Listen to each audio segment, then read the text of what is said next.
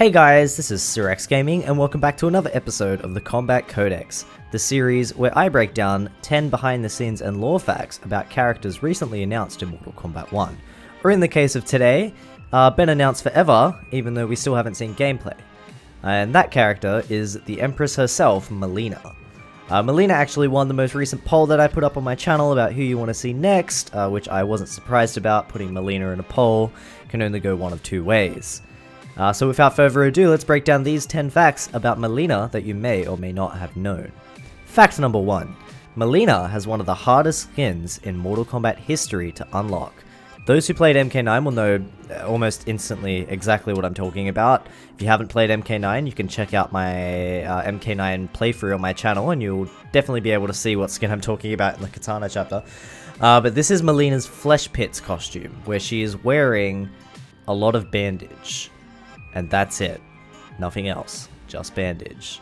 To unlock this skin, you actually have to complete the Mortal Kombat 9 Challenge Tower, which is a mode in which you do 300 minigames of very varying difficulty to test your skill, basically, when it comes to Mortal Kombat 9. To unlock the skin, you have to complete the final challenge, which actually has you using one health bar and various debuffs fight Goro, Kintaro, Mileena herself, and then Shao Kahn.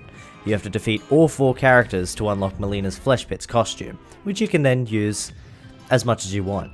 But the conditions to unlock this skin are insane and ridiculous, and I will never do it. I have never used that skin before, and I'm not putting myself through the challenge tower. Moving on to fact number 2. Mileena, along with Scorpion, makes a cameo appearance in the animated The Cleveland Show, in which one of Cleveland's in-laws, I have seen the episode, but I can't remember. I think it might be his sister-in-law, something like that, actually dresses as Mileena and is killed by Cleveland dressed as Scorpion.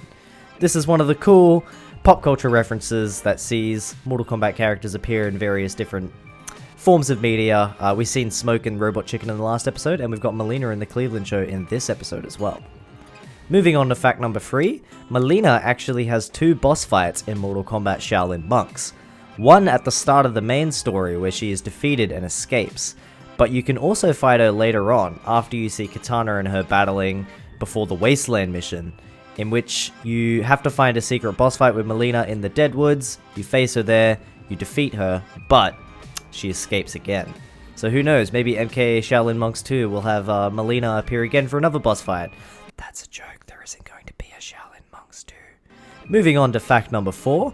Mileena's alternate costume in MK9 is very heavily inspired by her Deception look, where she was designed more of a kind of like a mysterious and of course sexy Arabian assassin princess with a veil and just a whole new look for Mileena that made her stand out from Katana.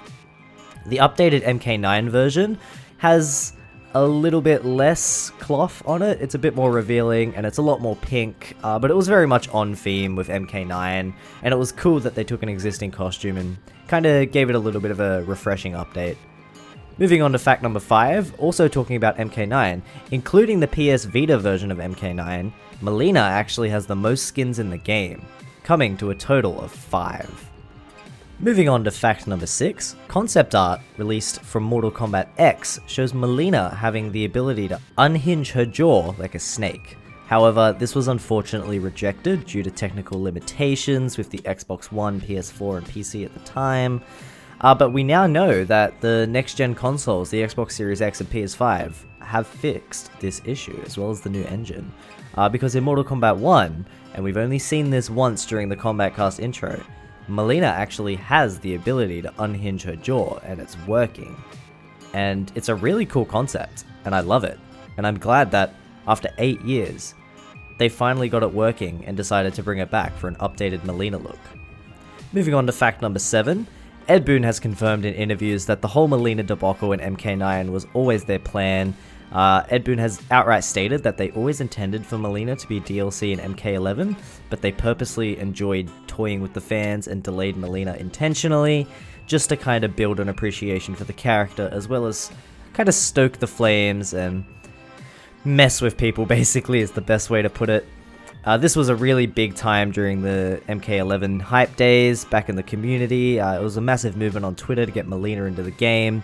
Fans even trended the hashtag #WeWantMileena, and it was such an insane movement, and there was so much hype and anticipation around Mileena that NRS referenced this so hard when Mileena returned in MK11. They even got Megan Thee Stallion, an American rapper if you don't know who that is, to dress up as Mileena to promote the game. In intros in MK11, Mileena will openly tell people that, I think it's Aaron Black. Aaron Black asks her how she's returned or what's going on, and Mileena says, "A million souls cried out for my return." And then also after MK11, announced Mileena, Rain, and Rainbow as the final DLC, Kari Walgreen, who voices Mileena and Kitana in MK11, and also voices Mileena and Kitana in MK1, actually went on Twitter through the Mortal Kombat, like the official account, to openly talk to fans as Mileena. So people were getting tweets at them with Kari's voice, just her talking as Mileena, talking to the fans. She name dropped a couple of Twitter accounts. It was really cool. It was a very hype building moment, and a lot of people were going absolutely insane over Mileena in MK11. Moving on to fact number 8. As we discussed in Tanya's Kombat Kodex video, the two characters are currently linked in a non-canon lesbian relationship, referenced by the two characters in Mortal Kombat X and showcased in Mileena's MK11 ending. To give you a bit of a recap, in MKX, Tanya and Mileena are very flirtatious towards each other, and Tanya also suggests that she may be bisexual in interactions with Tremor and Kung Jin. And then in MK11, when Mileena defeats Kronika and there's a tower ending, it creates kind of like an alternate timeline where Mileena has the hourglass and what would she do with it. And in Mileena's ideal version of a universe, she is Empress of Time and Tanya is by her side, and they even have a child together, and Tanya and Mileena's child adores Mileena and views her as beautiful and perfection. It's a very kind of heartwarming ending to Mileena's character in MK11. It's obviously non-canon, but it was a cool reference to something that was already being talked about by the fans at that point. And as also mentioned in the Tanya video, if you read Tanya's MK1 bio, she suggests that there's some kind of forbidden relationship between her and the young princess Mileena. Only time will tell what this actually means, but a lot of people online, myself included, are speculating that they are going to solidify and make the whole Mileena x Tanya thing canon in MK1. I do believe that's the route that they're going with, and I'm curious to see more. Moving on to fact number 9, in the first Mortal Kombat Legacy, which is a mini-series created by Machinima based on Mortal Kombat, you can watch both seasons on YouTube now if you wanted to check it out. Mileena and Kitana are actually raised as sisters instead of Mileena being a clone intended to replace her. Shao Kahn instead raises the two together and trains them alongside each other, whilst secretly stoking Mileena's hatred and jealousy of Kitana before pitting them against each other. This comes to a head when Kitana must decide between killing her true father Jared or staying loyal to Outworld and Shao Kahn. This then turns Mileena against Kitana as she sees Kitana as betraying Outworld. This is all from the first season, by the way. I don't know if they face each other again in the second season. I do believe that they do, because I know that they're both present in season 2, but I haven't seen season 2 since like 2013 or something like that. So I might have to give it a rewatch and maybe do a recap on this channel. Let me know if you would like to see me kind of do a bit of a recap on MK Legacy by Machinima. Otherwise, you can always check it out yourself on YouTube. Moving on to fact number 10, our final fact of the day. Mileena is actually killed by Sonya Blade twice in Mortal Kombat live-action movies.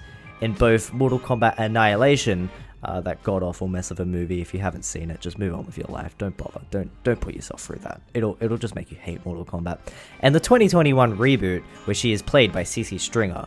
In Annihilation, Mileena died during a sexy mud fight with Sonya Blade for reasons. I mean, I guess it was the 90s. I don't know. That's it. That's all the context behind Mileena in Annihilation. She appears, she fights Sonya during a sexy mud fight. That's it. And in 2021, she is seen whooping the absolute living shit out of Cole Young during the final battle of the movie, until Sonya teleports in with the help of Raiden and shoots some pink onion rings so salty and spicy that they blow a giant hole through Mileena's stomach. Mileena never actually meets Kitana in either film universe. Well guys, that brings us to the end of this video. Don't forget to like, subscribe, comment, and share with your friends to spread the love for Mileena's return. And let me know in the comments down below what you think of Mileena's design in MK1, and are you excited to see her back? Thanks for watching this video guys, peace out!